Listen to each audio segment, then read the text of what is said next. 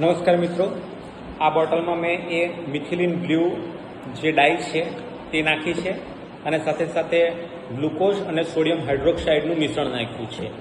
આ બોટલમાં તમને અત્યારે રંગવિહીન દ્રાવણ દેખાય છે.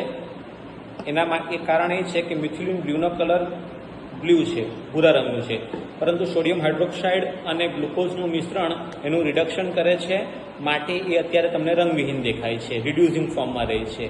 જેવું હું આ બોટલને હલાવીશ કે ઉપર રહેલા હવાના ઓક્સિજન સાથે પ્રક્રિયા કરશે અને પછી એનો કલર બદલાઈ જશે. તમે જોઈ શકો છો કે હવા સાથે પ્રક્રિયા થઈને મિથિલિન બ્લુનો રંગ ફરી પાછો ઓરિજિનલ રંગ જે ભૂરો હતો તે થઈ ગયેલો છે. થોડા સમય રાખી મૂકીશું તો ફરી પાછું સેટલ થશે અને રિડક્શન થઈ જશે, જેથી ફરી પાછું એ કલરલેસ થઈ જશે. Thank you.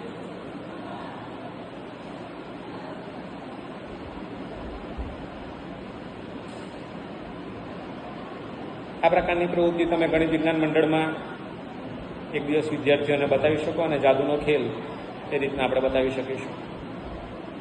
જોઈ શકો છો ધીમે ધીમે એકદમ કલરલેસ પાણી જેવું થઈ ગયું, કારણ કે મિથિલિન બ્લુનું અત્યારે રિડક્શન કરતાની મદદથી રિડક્શન થઈ ગયું, ઓક્સિજન સાથે પ્રક્રિયા થઈ ઓક્સિડેશન થઈ ગયું.